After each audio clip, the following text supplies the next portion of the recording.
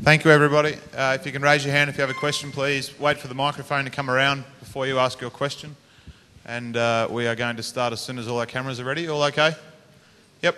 Okay, we're going to start right down here in the front with this gentleman. Yeah. Ricky, you are going to play against Pakistan, very important pool match. Which player do you feel in Pakistani cricket team has, for the Australian point of view, most dangerous from Afridi or Razak? Look, we haven't focused on one player. We've just finished our team meeting today to talk about the Pakistan team. I think we'd be being negligent if we just, talked about one player or tried to single one player out. They've got a number of match-winning players in their team, as we all know. I guess if you look through their better performed players for the tournament so far, you'd probably look at Afridi and Umar Gul, the two guys that have probably been their standout players, and we know that we're going to have to play those guys well tomorrow if we want to win the game. Of course, with Afridi being the captain, it'd be nice to play him well tomorrow. But they're a dangerous side. I think they proved that last time they played Sri Lanka here in this venue, that how good a side they can be. So we need to be right on top of our game if we want to win the game tomorrow. Ricky, hi. Shoaib announced his retirement yesterday, Shoaib Akhtar, and over the years you had some great duels with him. How do you rate him as an opponent and his retirement, what's your take on him, and obviously the duels that you had with him? Yeah, I had some great duels with Shoaib over the years. To this day, I've always said he's the fastest bowler that I've ever faced in international cricket. There's one spell that everyone can watch on the internet of him bowling at me at the Wacker. Yeah, that was reasonably entertaining.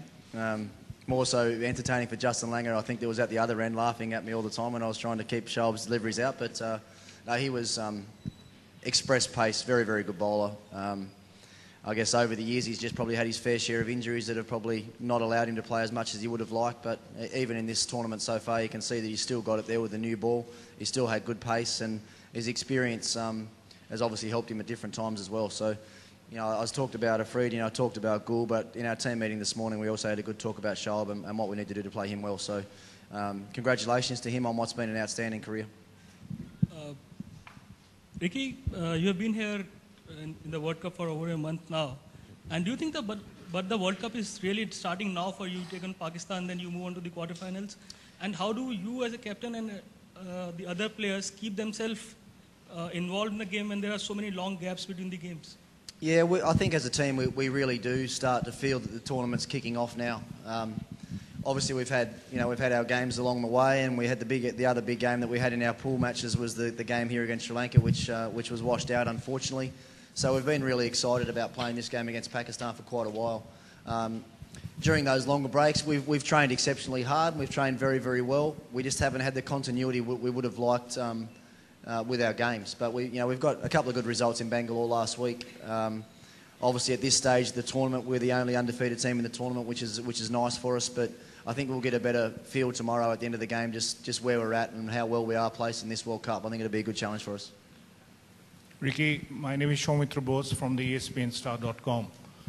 Pakistan have had the luxury of playing in Colombo, so probably they're a little more used to the conditions than the Australian team. Do you think that will be an advantage?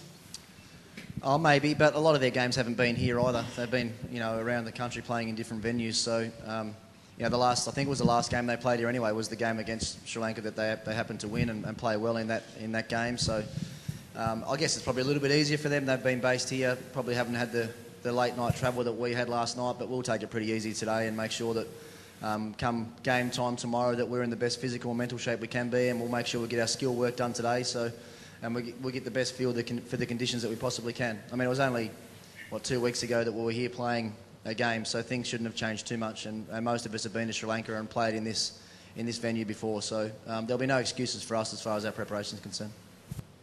Ricky, Shane Watson and Brad Haddin has got quite a few runs at the top of the order, including a couple of century partnerships, but not exactly in a blazing fashion. So do you think they fit into the... is that something which you're expecting from them?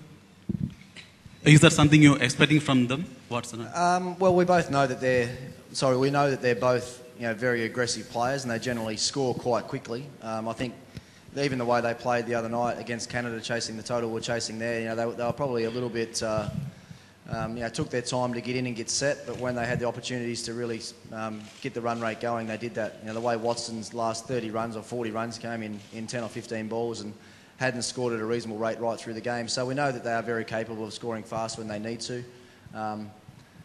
And this venue, from what we saw in a couple of the other games, looks like with a new ball, it's actually going to come onto the back quite nicely. So you'd expect that we hope that they'd play well again, get us off to a good start. And if they do that, then I think we'll be able to make a big total out here.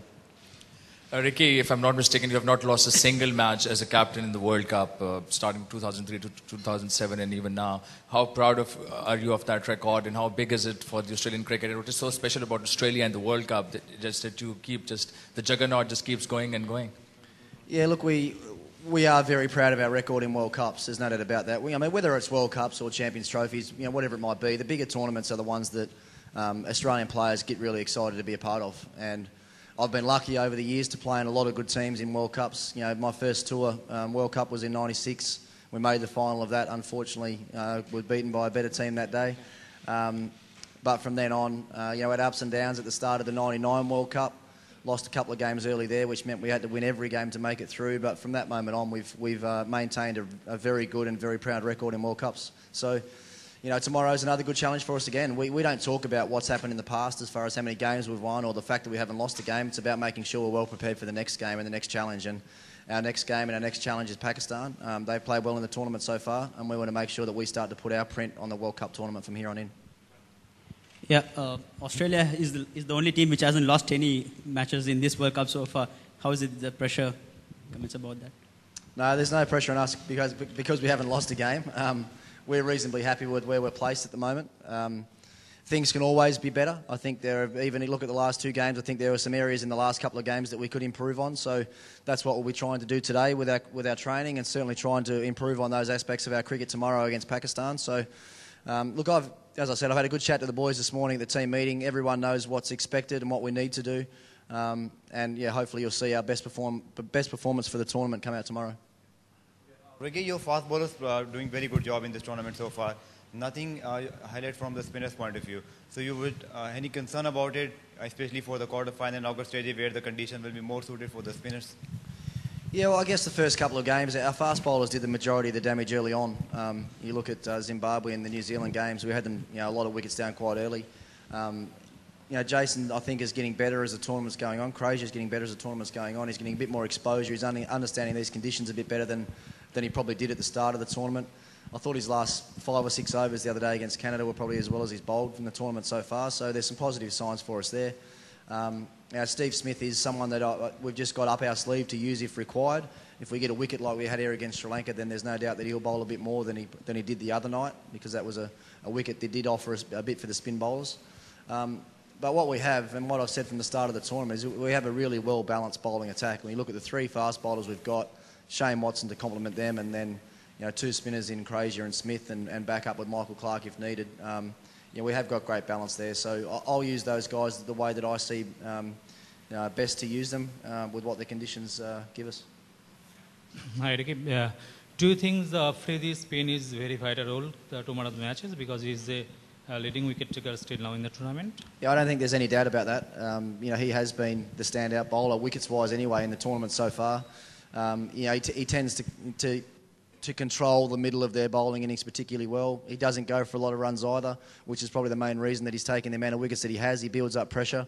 If he's building up pressure from his end, you can guarantee that the guy at the other end's more likely to strike and take wickets as well. So, that was one of the big things we spoke about this morning, was making sure that we play him well, show him the respect that he requires, because he's a world-class bowler. And, if the world-class spinners get on a bit of a roll in these conditions into your middle order, then it can be really hard for the new guy coming in. So we're aware of that. We know what we have to do, and hopefully our skills will hold up against him tomorrow.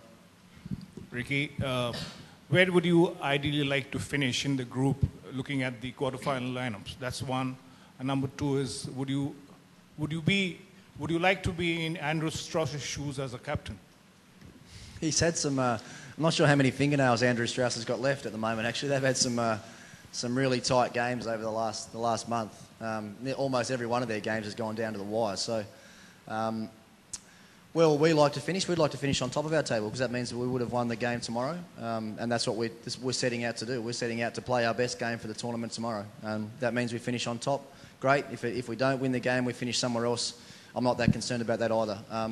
to win a World Cup, you've got to beat the best teams. Simple as that. So if we happen to not finish top and play one of the other teams, or we finish top and play whoever, we'll take on whoever we have to take on to give ourselves a chance to win a World Cup. Ricky, in a format like this where you can win all your games going to the quarterfinal and have a bad day and go out of the tournament, so are there any fears of that happening when you are in such a situation, and how do you prepare for those kind of situations? There's certainly no fear from me. I don't think the guys are really concerned about that either, because we're not there yet. We've got to win our last group game. But even if we don't, we know what the next step is after that as well. But I think that's what we live for. You live to play on the edge. You want to be confronted with big situations in tournaments. We all know that tournament play is so much different than just a normal one-day tournament. It's all about, when you make it to that quarter-final or that semi-final, making sure you're well prepared to play your best game of cricket. And I think, looking back through our last few World Cups, that's what it's been all about for us. We've managed to be playing our best cricket when the big games have come along. And that's what we're striving to do here as well. That's why we've trained so hard. That's why we've worked on different things in our last couple of games against Kenya and Canada. We've worked on a few different things to make sure that we can stand up under pressure when it really counts in the big matches. So, that's the reason you get up and go to training every day, is to be ready for those big moments. Ricky, apart from your own team, which is the most strongest team, do you think, in this World Cup? I think that's been a little bit hard to gauge so far through the tournament. You look at the other pool. Our pool's all been pretty boring, to tell the truth. There's not a lot happening in our pool compared to what's happening in the other group. The other group's had some amazing games, and we all know what can happen as far as if a couple of results go different ways in that next group as well at the moment. So, look, we just do what we can to prepare well and try and win games of cricket, and everything else should look after itself from there. Ricky, with so many injuries and so many replacements happening this World Cup, especially with the key players getting back home like Kevin Peterson and a lot of others, how are you looking at the fitness of the players getting into the World Cup? Do you think the teams are making sure that they get the best players back in the team? Or is it just because, they're not too fit to play the game? Look, with international cricket at the moment, it's really hard work to try and guarantee, if you like, that you've got your best players playing as many games as possible. I mean, we had a huge Ashes series back in Australia, and then 7 one-days against England straight after that. But once the Ashes series was finished, we really had one eye on how we could make sure we had the players in the best shape possible for this World Cup. Other teams might not have had the luxury that we had to do that, but we've kept one eye on the World Cup. We've tried to make sure that the workloads on all of our players have been at a level where we think they're not going to break down. That's the way we try and work. I'm sure all the other teams are trying to do the same thing as well. Injuries just happen. Injuries happen in international sport because, as I was saying before, you're playing on the edge all the time. You're trying to get every last ounce out of your body that you possibly can, and sometimes you just push that little bit too hard and something tends to happen to you. But thankfully for us at the moment, we're good as far as our injuries are concerned. We've got our fast bowlers through all of our games particularly well so far, which is great for us. They've all had a fair bit of bowling as well, so they're all in good shape. Looking forward to the challenge the next couple of days. And our batting group's pretty much the same. A lot of our guys in the middle order haven't had a lot of time in the middle yet, but that'll come in the next couple of weeks, and that's what we're all excited about.